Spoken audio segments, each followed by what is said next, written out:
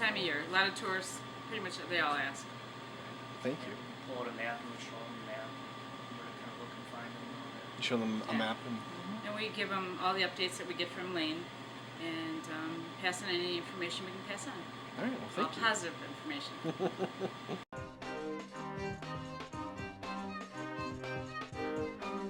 No. Because they do like apples, and people have apple trees, and gardens get ravaged. They just started coming in my yard. Haven't seen any trouble from them. Colleen, one of the girls that works here, she thought it was really nice. They were in her yard. They're always in her yard. And she thought it was really nice until they started breaking a branch in her apple tree. Then she ran out after them and chased them out. But I don't have any damage or any problems. All right. Well, thank you very much.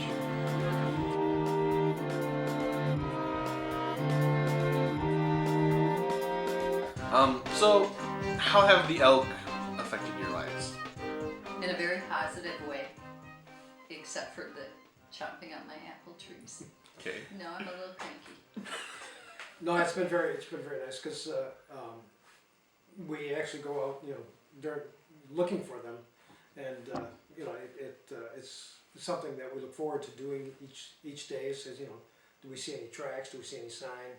Are they coming across, the property? And so it's been a positive in that aspect, and also it's been positive in the community for me is because people constantly working up at the station will be asking, where are they, and so it's a great conversation. Yeah. For the locals. It's impacted. It's been positive in that aspect. It's helped. As a community. Yeah. I mean, with the community, it draws in a lot of people who want to see the elk. Yeah. So on a personal level, it's impacted us, and as well as the community, it's impacted quite a bit. I think it's true. Okay, let's talk about your personal involvement into the program. Now, you guys actually let them trap on your land. They trap the elk for, re-administering drugs and whatnot to the elk to. They have for the last 3 years. They've done that, right. And what's really nice is the elk biologist. He's always looking for volunteers to help with that. So we've been able to volunteer the last couple of years. Yeah, I think twice we assisted with that, and in addition. In the spring, when the birthing, again, they look for volunteers to come out and help do a drive, basically, to find the calves. And twice. Two times they found calves on our property. We volunteered. That's really exciting. Of course, then we posted on Facebook. It was interesting because they were looking for volunteers, so we signed up and met everybody at in town at the DNR site, and. Then Lane said, turn right around, we're going right back to your place. So and then we found the calf not too far from down on the back. We pretty much know if we think there are any calves in the area, or if they're calving, we try to stay away from that just so not to disrupt or disturb what they're going on. So we try to be conscious about that. In January, when he sets up the trap, up until this last spring, we've always had snowmobiles, and we pretty much stopped snowmobiling that part of the property because, again, we want that to be a successful endeavor, the trapping, and it's worked out really well for the last 3 years. They're doing it again this year, so it's good. Now, you said you guys went out and you ran the line to look for elk calves. What was that like?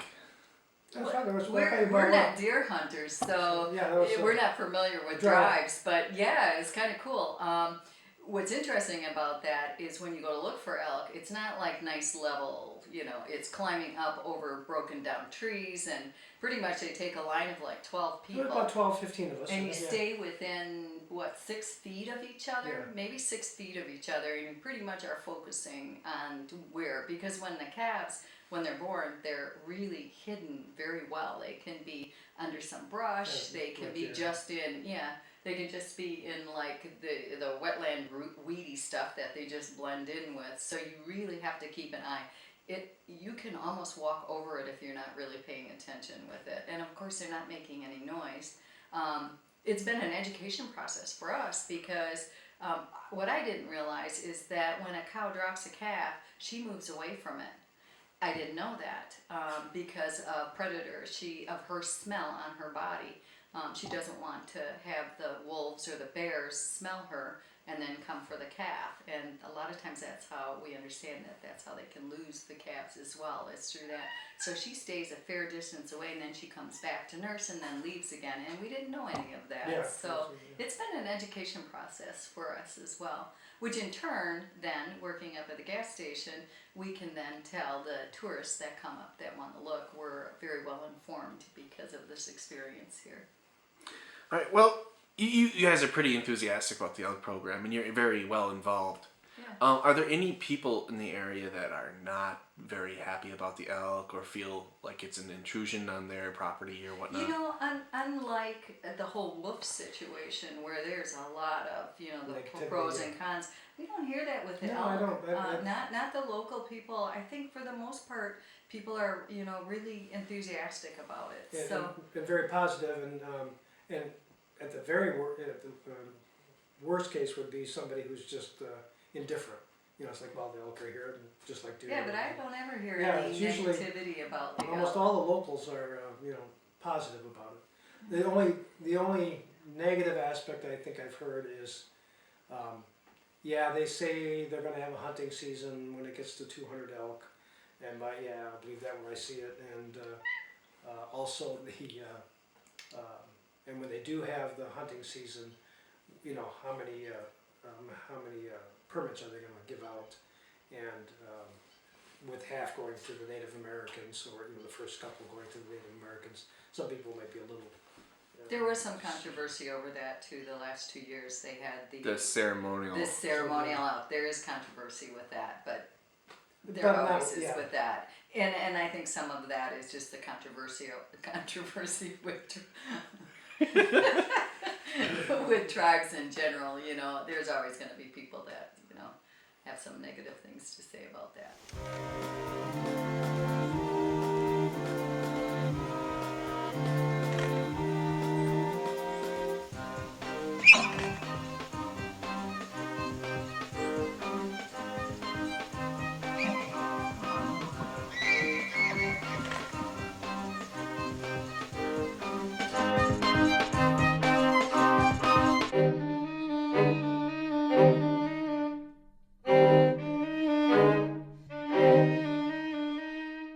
Now, Jeff, you are a long-time standing member of the Rocky Mountain Elk Foundation.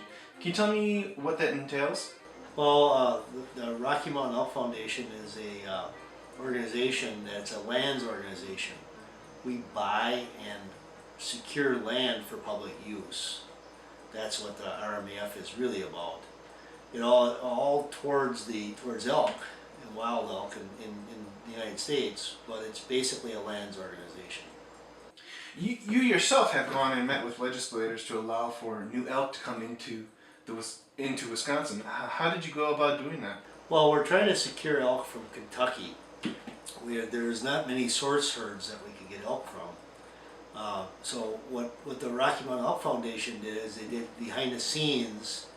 They approached legislatures and the legislature and they petitioned to get them to include it in the governor's budget.